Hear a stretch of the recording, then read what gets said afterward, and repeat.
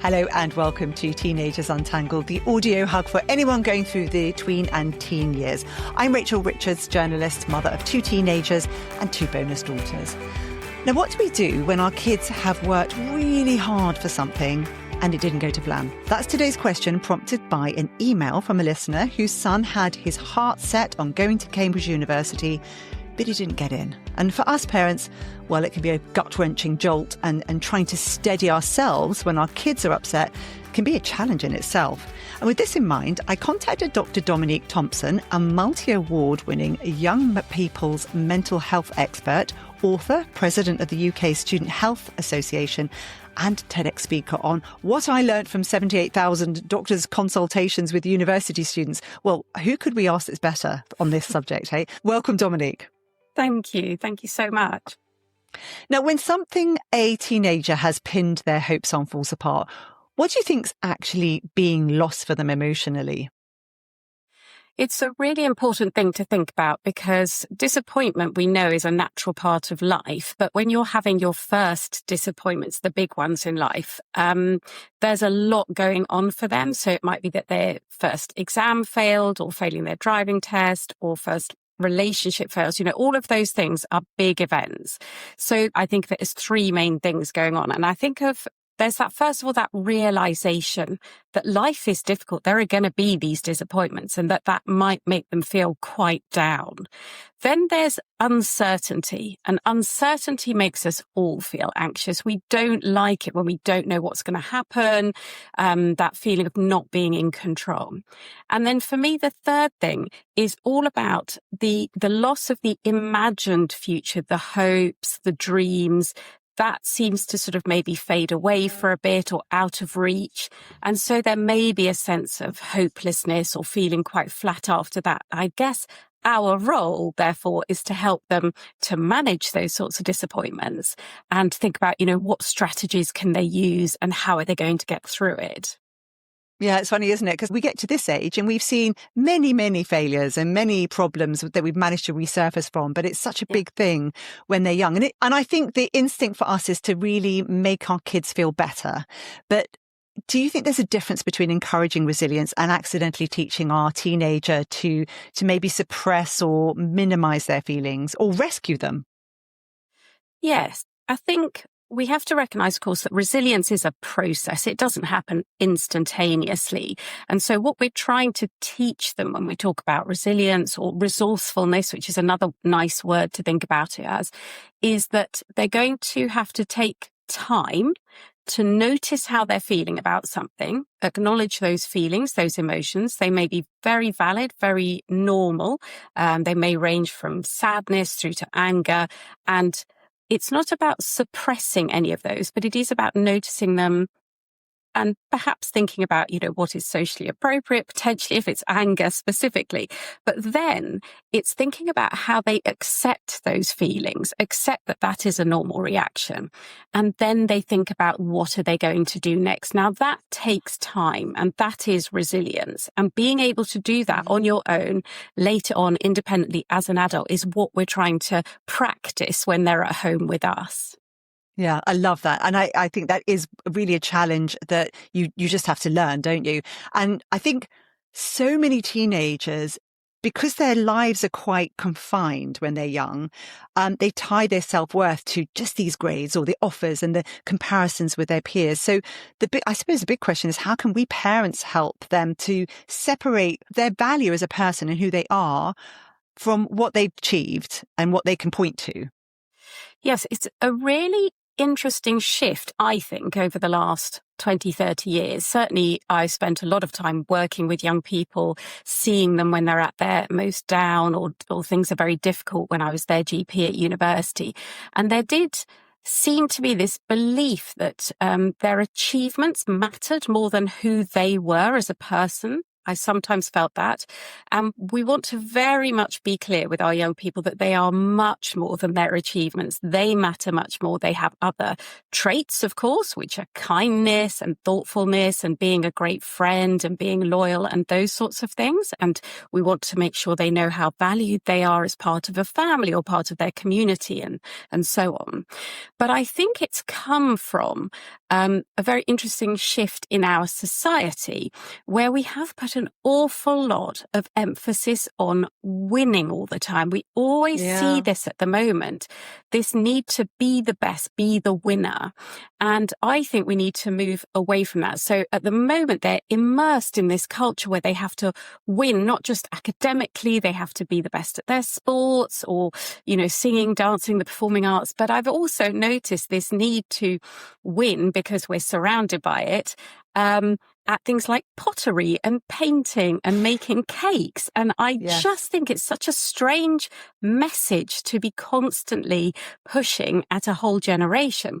So if we acknowledge that shift, that we're always emphasizing the need to win and be the best, we can take a step back. As parents, we can say, okay, you do not need to be the best at everything. Yes. You can do your best, and you can do your best most of the time, but you won't necessarily have great days every day. That's going to vary. And I think it's about changing that phrasing, that framing from needing to be the best, which they feel they have to be. There's this huge pressure and this real fear of failure that is out there, and move it towards just doing your best, the best that you can do on a day-to-day basis. Oh gosh, it's such an important point. And I think, I've read Jennifer Brenny Wallace's book, Never Enough, about this. And there are a lot of statistics that prove that kids that come from these kind of really high stakes backgrounds where they need to be the best, they've got to win awards and accolades and, art, you only do it because you want to be the best at it, ends up with the same level of mental health problems and drug abuse and alcohol abuse as kids who come from really, really disadvantaged backgrounds. And so we really want to get away from that, don't we? Yeah. And, I remember my daughter saying, there's no point in me dancing because I'm not particularly good at it. And it's so frustrating, isn't it? Because the messages are coming from everywhere because she loves dancing. Why not? Yes. Why not just dance? Yeah. You've seen thousands of university students as a GP. So I'm fascinated by what sorts of things you were led to reflect on in your role. What kinds of things would they be coming to you with?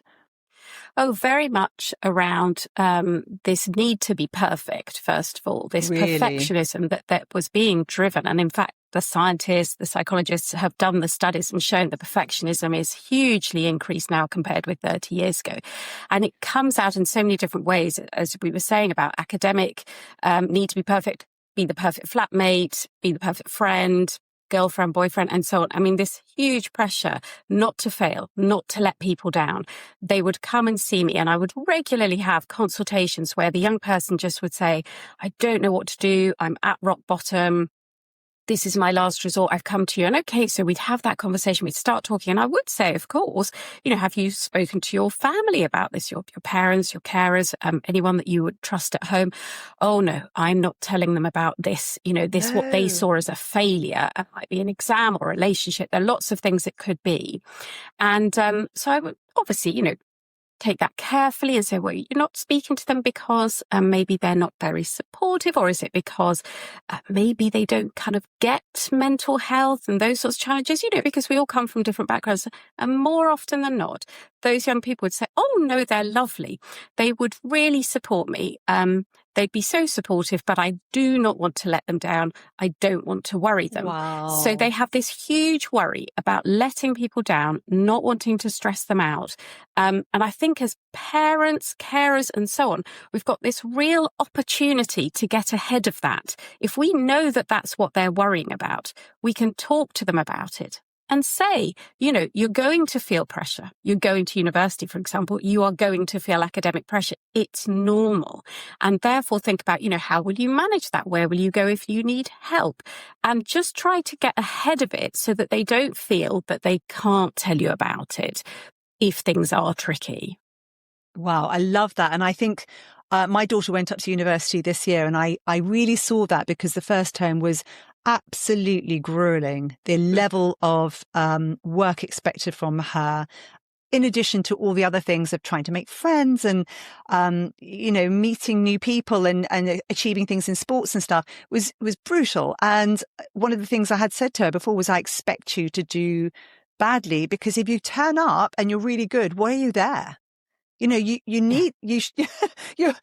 and I think that it's interesting, isn't it? Because David Jager did some research recently, and he said that one of the things that they found really protective with younger kids was if they all taught them about the growth mindset and said that all these kids have the ability to grow. They're not this set person. And I think some of this comes from this idea that you are this person, you are the failure if you don't achieve it, rather than you're just going through a process. So I love what you're saying about that.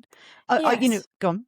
No, I was going to say they can see it as part of their identity, that they are the person who doesn't succeed. But of course, identity changes. Identity is flexible. And the whole point of the teenage and adolescent years is that you develop your identity. And I very much discuss it with parents, for example, as a jigsaw. And they're trying out the pieces of the jigsaw, but they don't know what the final image is going to look like yet. So whilst they might try a piece that's, blue hair, and another piece that's tattoos, or a certain type of music taste, some of those will move around and some of them will stick. And the final image is to be decided. So what we don't want them to do is internalize that feeling of failure, that they are a failure. That is part of their identity. They're trying stuff out. And I really, really try to get them to celebrate trying new things and not worrying if it goes wrong. And that actually it going wrong is part of the learning process. Yes. But then what about the kids? I know that I've battled the perfectionism with one of my daughters. And what about those kids who really, they seek academic validation. They feel that they need it. And if they don't get it, they feel like it's just crushing. Are there things that we can be saying to them? Yes. I mean, of course, it's an important ongoing conversation. It's, as you know, not sort of one and done. We have to keep having these conversations, because if they tend towards that perfectionistic trait, then they're always going to seek to be better and set themselves a standard, and then they'll try and beat that standard. It's exhausting for them. So we have to have ongoing conversations. But I think, there's been some fantastic campaigns, for example, at universities where they've sort of had the slogan, "You are not your thesis." You are not your degree. You are not your A-levels. You are not your GCSEs. And I think this is where we come back to that conversation about they are so much more than that. They are someone's grandchild. They are someone's best friend. They are a fantastic, flatmate. They're thoughtful. They're kind. They help the neighbours out. They volunteer. They do DAV. Whatever it is they're doing, I think it's about celebrating that whole image. That's all of who they are. And it isn't just the academic part. That is just a small part of life, as we generally tend to know as we get older. If we can share things like when it's gone wrong for us in a really kind of sort of not over the top way, but just try to say sometimes, well, I know it's not the same, but I do understand because, so there was this time when I didn't get a job I went for, or I failed an interview, or, when they failed their driving test, well, you can say it took me this many goes, or, just letting them know, not making it all about you, but just letting them know that this is a normal thing, that it isn't always going to go according to plan. And in a way, planning ahead for that. So if they're off to uni, then having a conversation, not to say when it goes wrong, but if it doesn't quite go to plan, how are you going to manage that? Who are you going to speak to? Because I did have this slightly funny moment the other day when I saw that a friend of mine had purchased a university level textbook to brush up on their, I don't know if it was geology or something. I mean, this is not an area that they were an expert in. So when I say brush up, I use the term loosely. They were trying to learn because their child, their undergraduate child was at university and struggling with the course. And so their approach was to say, well, I need to know more about this. Wow. And I thought, that's not the approach, apart from the fact you're never going to know as much or what you No. need to know. And I understand that it comes from a great place. It comes from a place of support and wanting to be there for them and have this conversation. I thought actually it would be a lot easier for everyone not having to learn geology at the age of whatever we are now, but to signpost them to the academic tutor who is the person they're supposed to go and talk to. And whilst that may sound obvious, and I totally get where someone's coming from when they're trying to do that, I just think we're making our own lives so difficult if we're also trying to kind of do everything they're doing alongside them. So I've sort of gone over a few different areas there, but I think we need to prepare them for if it doesn't go well, so if academic stress is a thing, who would you speak to? If flatmate issues are a thing, who are you going to speak to? If housing is a challenge, because universities have a department for everything. So there will be someone there to deal with any of those issues. Oh, I love that. I think that's really important. And what you've nodded to is this increase in the amount of parents who feel that they want to remain quite careful with their kids as they go up through to university and beyond. And I know there's a guy called Levi Pei who's talked about this and said, this is really frustrating because if you're at a university, you want the kids to kind of move in and move into their community and create a community, not be stuck talking to their parents about things that are going wrong. Why do you think that's happening? Oh, well, that's an interesting one. I mean, parenting shifts in every generation, and I've certainly seen that change. For example, when I started as a GP in a university, which is probably 25 plus years ago now, that makes me feel old. But basically, when I started, I would not hear from a parent of a student from one year to the next. By the time I left to sort of set up my business, write my books and so on, which is about 8 years ago, not a week would go by, perhaps sometimes not a day would go by without an email or a phone call or a message from reception saying, can you call so-and-so's parent? And it was sometimes totally understandable, always, as I say, where it's coming from. It comes from a place of caring and love. But it was sometimes things like, and this was a genuine call, so Dr. Thompson, you've got to help him. You've got to stop him. He's gaming all night.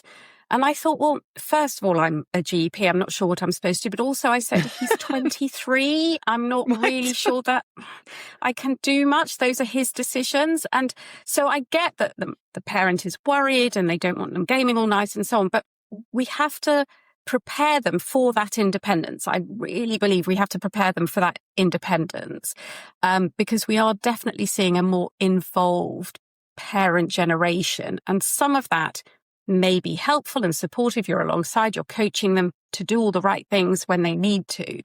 But we have to avoid doing it for them. We can help them to do it, whatever that thing is, get the plumber in for the toilet that doesn't work in your flat. It might be that you have to speak to somebody about, financial challenges. You might have to go and speak to your academic tutor about the work. We can support them to do that, absolutely. But we shouldn't be doing it for them. We shouldn't be the one calling the plumber or phoning the academic department, as tends to happen now. And so it's about preparing them for that independence.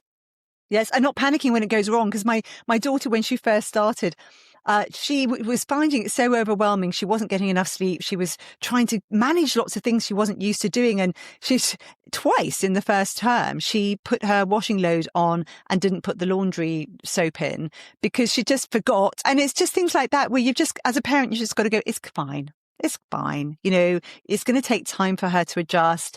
And, if I step in now, it's all going to be just much harder. But how would you know that there's something genuinely we should be worrying about as a parent? You're going to know if they are changing how they behave, for example. So you're worried that they're withdrawing, they're not contacting you or anyone as much as they did. If you're worried they're not sort of caring for themselves, they're not eating, sleeping. And if those things are going on in what I use the phrase persistent and pervasive way, that they're stopping them doing the things that they need to be doing for probably, I would say, several weeks, so 3-4 weeks at a time, that's when we need to be more concerned and encourage them to seek help. And again, universities have lots and lots of counselling, psychologists, wellbeing advisors, department wellbeing advisors. So there's lots of help out there. But we we've got to expect that they are going to struggle sometimes to make themselves something healthy to eat. And again, just let them do it. If you're going up to visit, great. Help them with the big shop. Do one for them. That's fine. Yes. But let's not go over the top with, and I have heard genuinely parents organising long distance food deliveries and all sorts. It just, they're not going to learn if we're doing everything for them. I've heard about a parent going up every week to clean the room.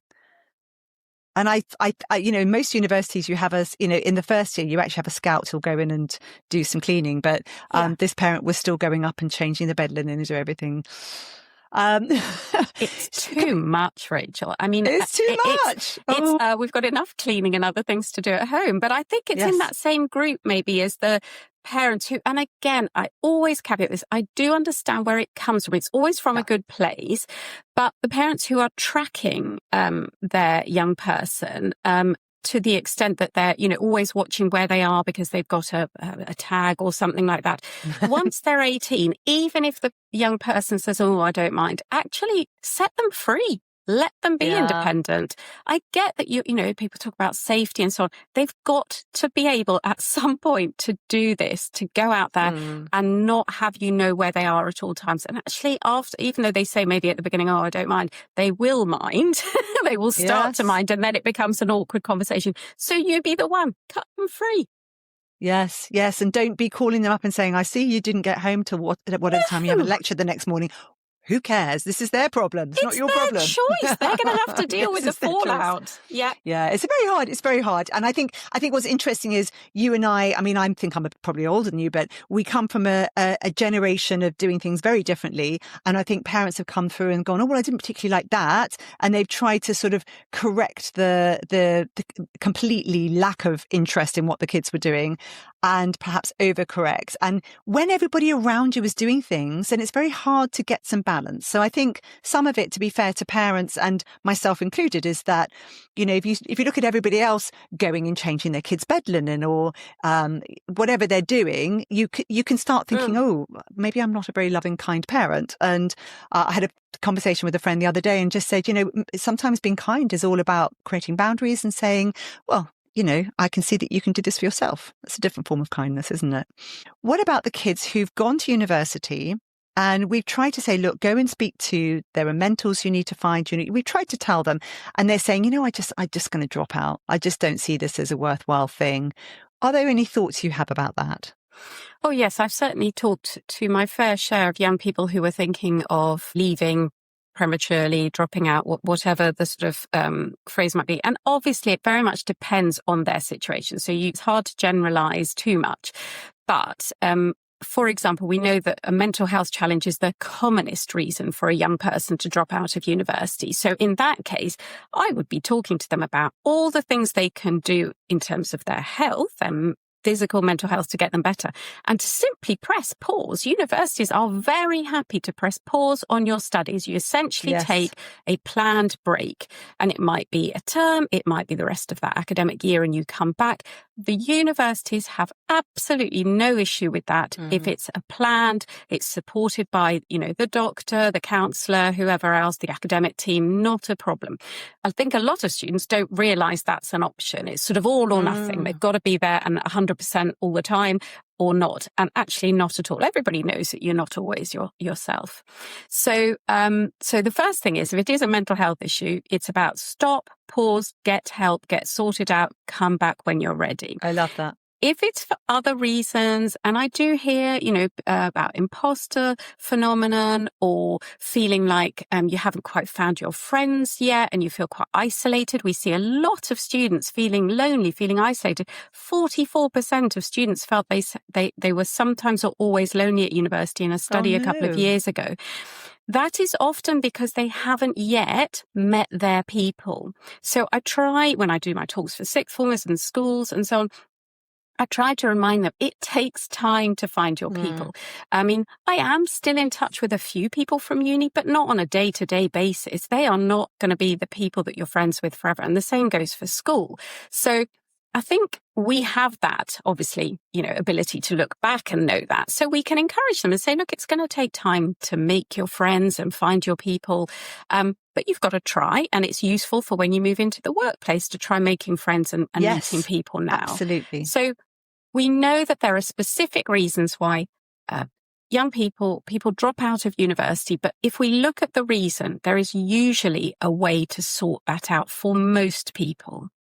Yeah, I love that. And I think my daughter found the first term really stressful because she found some people she liked, but it wasn't an easy fit necessarily. My advice to her was you need to join clubs. You've got to be out searching for people with your taxi light on, because without making the effort yourself, you can't expect this to happen. And I think one of the difficult transitions is when they come from a school and the friends are delivered up in the school environment. Whoever's in the school, that's who you become friends with for a lot of kids. And then they go to university and it's a whole different ball game.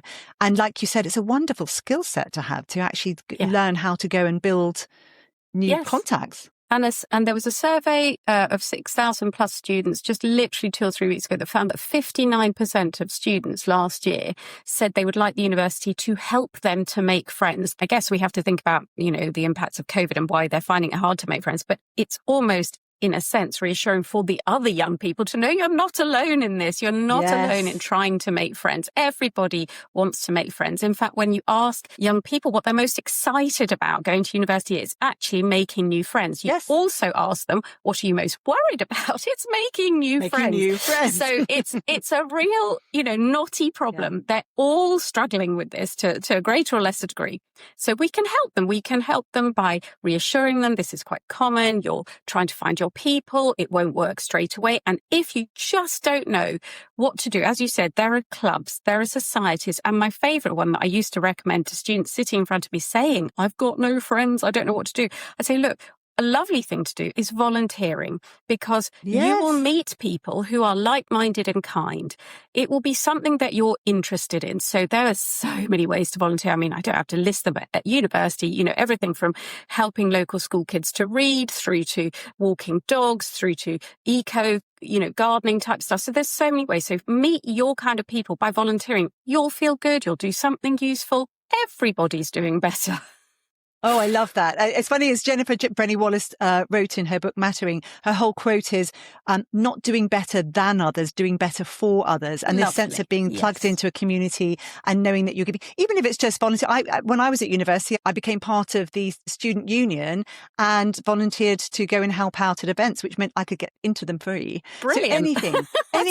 Yeah, I had no money. I literally had no money. So I just did everything I could to make sure that I got plugged into things without having to spend anything. So there were always ways. And my daughter, I just said to her, just host. Why don't you just, or anytime you meet someone who you vaguely like, get their details, call them over, have a cup of coffee with them and just say, just get a few together. And, you'll find amongst them that there are people who click. Definitely. So we talked about people who've gone away, but what about the teens who feel left behind, who are watching everyone else move forward, particularly if it's something that they wanted and then they didn't manage it, and you've got this era of social media that makes things so hard?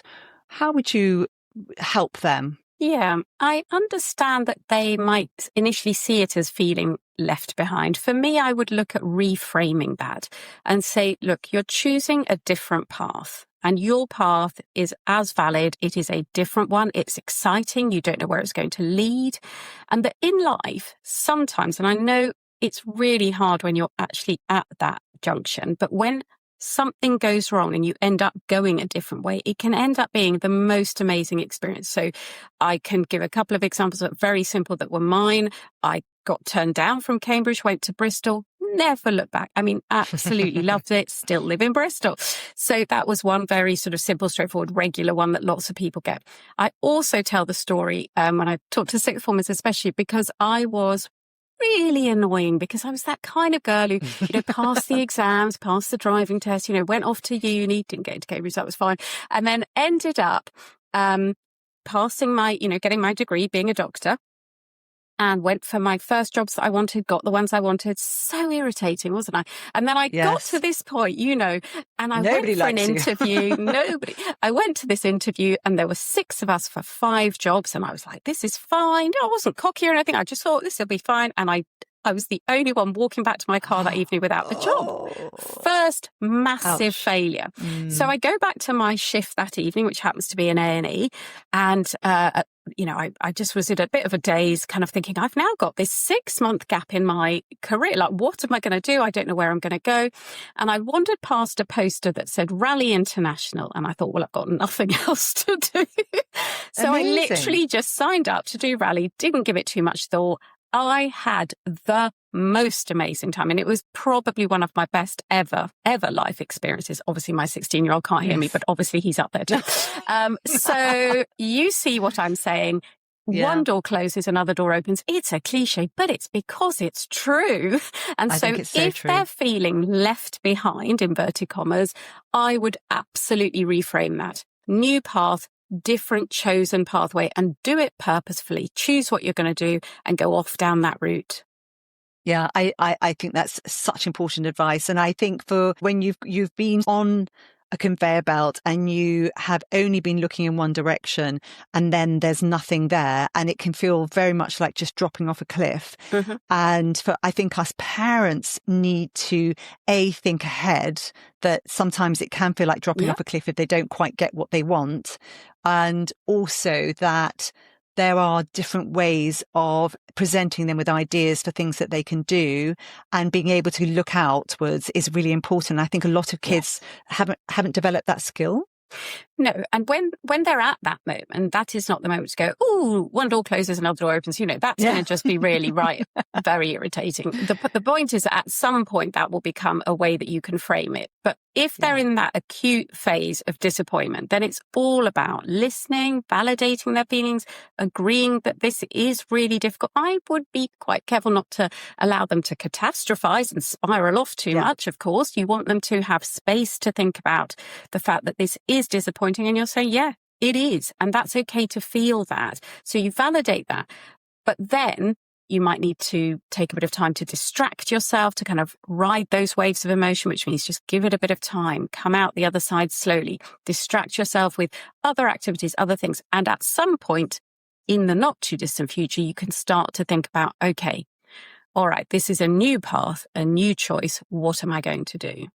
Yeah. And I think for the parents, often the most important thing for them to do is actually let the child know that they don't feel like they've been let down, because you said that earlier, and that's actually so important, isn't it? Yes. No, I can't agree more. I think, parents really feel their children's emotions. I absolutely understand that, but their emotions are not our emotions. We have to make sure that they are not shouldering our response as well as their own response. Okay, we can have our response. We are entitled to feel disappointed, stressed, whatever, but we take that somewhere else. We share with our friends.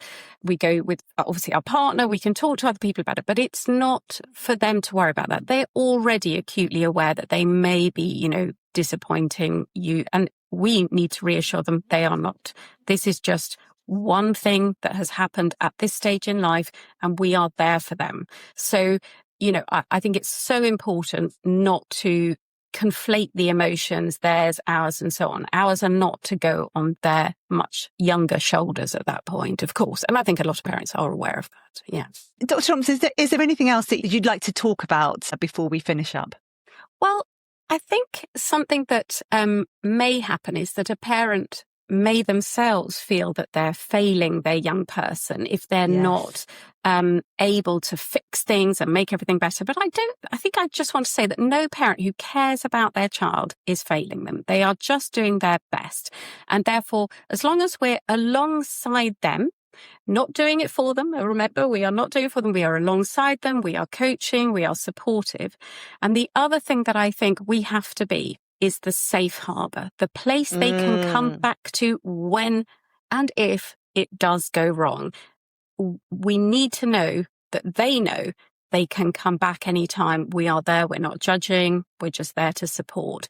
And I think that safe harbor concept is so important to me, so that no matter what happens, as I said, I've got a 16-year-old, he's got GCSEs this year, ideas about A-levels, all the rest of it. But he knows no matter what happens, and I do mean weird and wonderful things that can also happen to anyone in life, he's got a safe harbor here. And I would want all those young people out there, they should, I'm sure they do, feel that they can go home to their safe harbour. Yes, beautifully put. That's wonderful. I think Ned Johnson talked about it as, when the kid comes in the door, arrows in their back, and you just go, hey, looks like it had a tough day. And they know that when they get home, the door closes and it's all good. Exactly. It's not going to continue when they get inside. So I love your point about safe harbour. That's a lovely idea. If people would like to get in contact with you, what's the best way for them to do that? Through either my website, which is buzzconsulting.co.uk, or I also have one with lots of free blogs. All these sorts of topics are covered, which is growingagrownup.com. So just have a look there. But my website, my email, dominique.thompson@me.com. Happy for people to contact me. Brilliant, brilliant. And if you'd like to contact me, it's teenagersuntangled@gmail.com. I've got a Substack, I've got my own website that is all Teenagers Untangled. And my mantra is, you are doing better than you think. Because I think very often we just don't realise how well we're doing. It's tough. It's a tough job, isn't it? We're just doing the best we can. Doing the best we can. That's it from me. Thank you so much. Thank you, Dr. Thompson. And have a great week. Bye-bye. Bye-bye.